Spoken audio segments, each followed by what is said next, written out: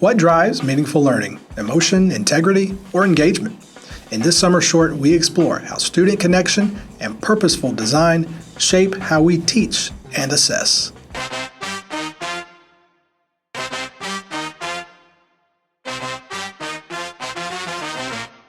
Welcome to Speaking of Higher Ed, Conversations on Teaching and Learning. I'm Andrew Everett, and this is episode 31 and our summer short for July. In each of these bite-sized episodes, we revisit key moments that challenge us to rethink our roles as educators, from how we foster engagement to how we uphold academic integrity in an AI-influenced world. If you're enjoying the podcast, please rate, review, and share it with a colleague. We begin with Dr. James Lang. Known for his work on academic integrity and the cognitive science of learning, he reflects here on approaching academic dishonesty when students use AI.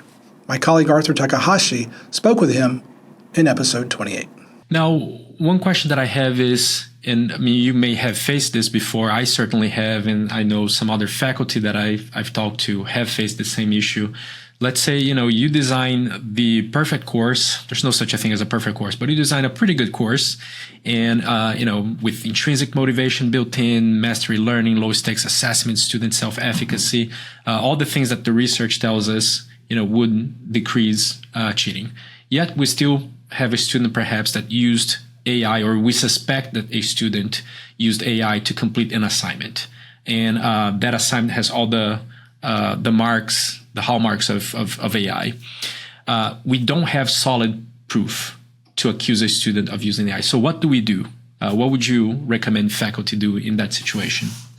This is kind of an evolving area because, obviously the main thing I've kind of learned from, we have hosted events at Notre Dame. And what I've learned is that what faculty are doing is they're running it through AI detectors right now. That's their first thing. And actually most people are doing it through multiple detectors. So they're kind of aware of the research vaguely about the fact that these detectors are sometimes are biased or they're not effective or, create these sort of false positives. And so they're kind of aware of that.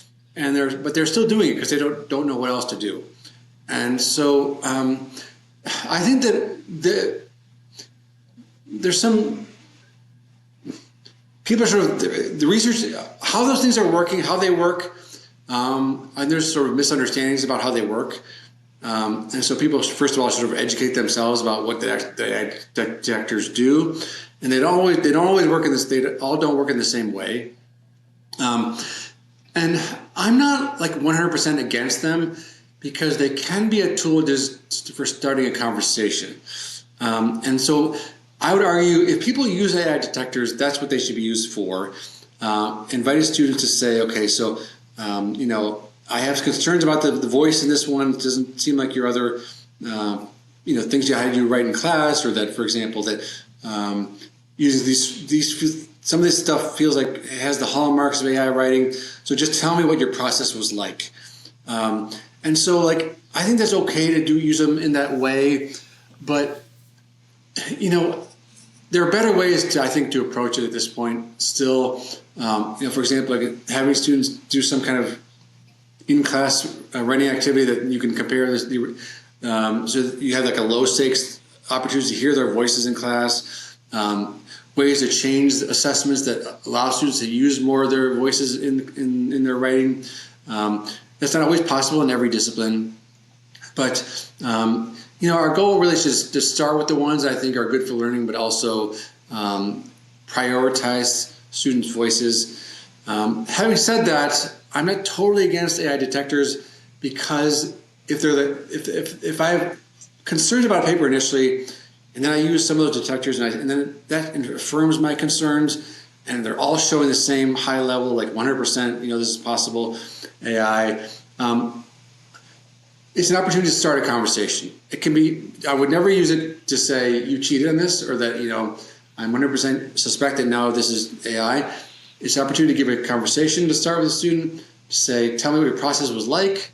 What I've heard from faculty members is many times when students will say, okay, yes, I used AI in these particular ways. And they might also say, was that wrong?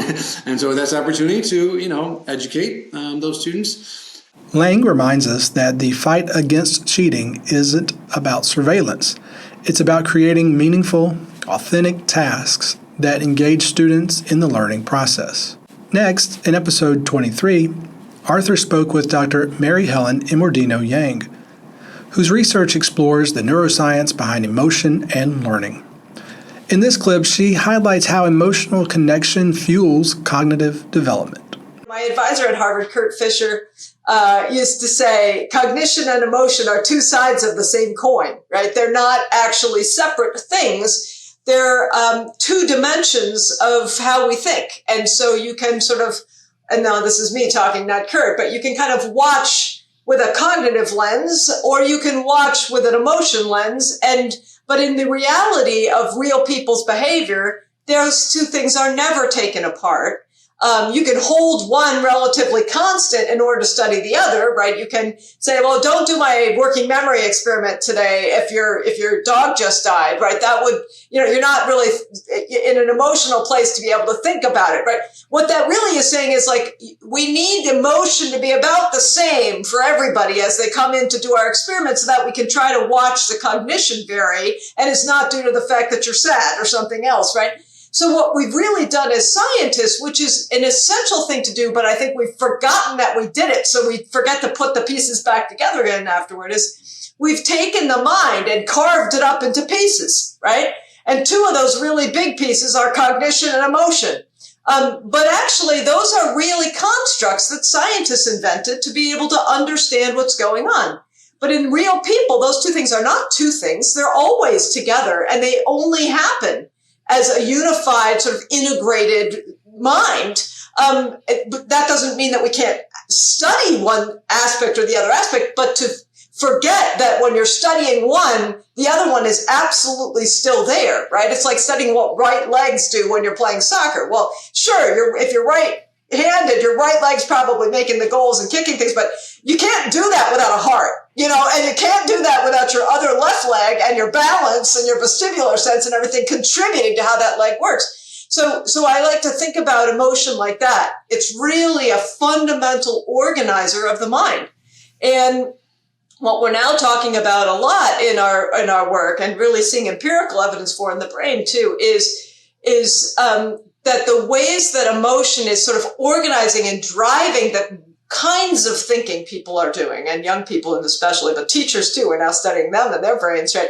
The kinds of thinking that people are doing is fundamentally shaped by the way in which they feel about the thinking process, and by the sort of narrative or connection that they're telling themselves, a story they're telling themselves of what this all means and why it comes together the way it does. So the emotion is actually organizing and driving the thinking in a way that I think intuitive and progressive educators have known for a long time.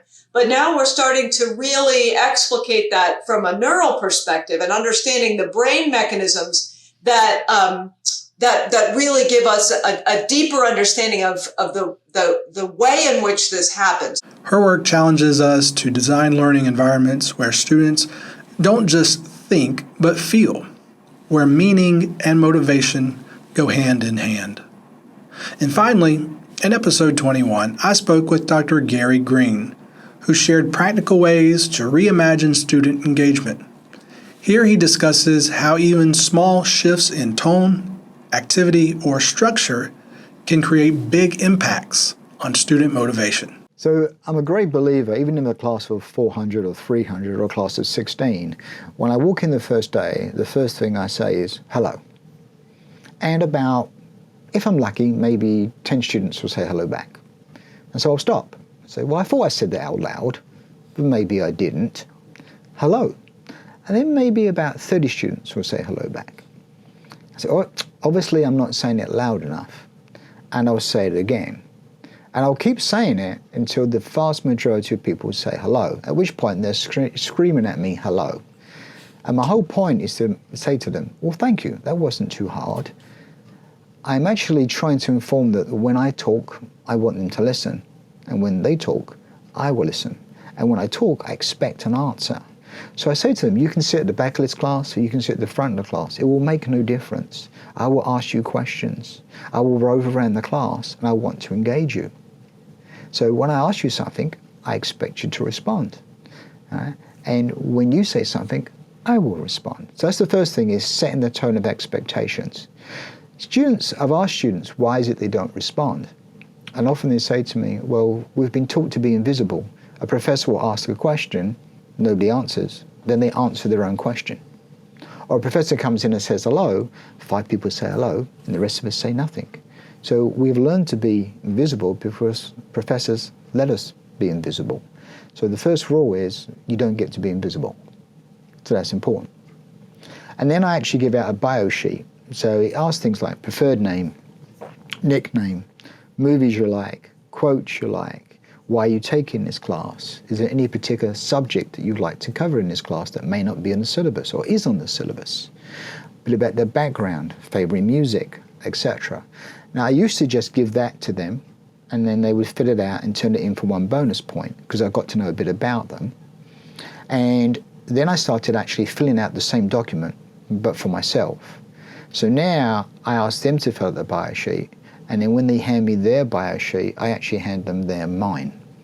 And what I found is sometimes students like the same books I like, or they like the same music, which is kind of strange, but I have young children. So my children are 14 and 13, they like a lot of the music that the students here like.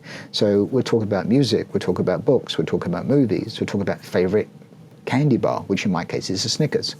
And so instantly we're finding these points of mutual interest that we can talk about. The other thing I do is if there's a particular topic I'm covering and say 3 or 4 students have said, I really like this topic, at the bottom of the slide, I would say, and Andrew, Michelle, John, and Elizabeth, this should be attention to you because you mentioned in your bios that you like this. And sometimes during exams, what I would do is I would take 1 song from everybody and make a playlist. And during exams, I'll say to them, I'm going to play music. This is music from your favorite music. Everyone here will have 1 song that they liked. This is to relax you during an exam. So if you're going to take a bio sheet, you've got to use the information from the bio sheet to show that you're actually listening and caring. The last question is always, is there any reason why you would not succeed well in this class? Or is there anything about you that I need to know? And again, sometimes students will say, well, I'm scared of public speaking. And I've made exceptions before where I've had students stay after class and just present to me one-on-one initially until they've got that confidence. There's always an opportunity for them to tell me something about themselves where they have a fear or they have apprehension. And then my job is then to, how do I accommodate that? Or how do I help them with that? Dr. Green shows us that engagement doesn't require reinvention, just intention.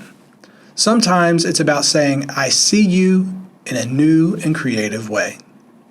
Thanks for listening to Speaking of Higher Ed. We hope these moments sparked new ideas for your teaching.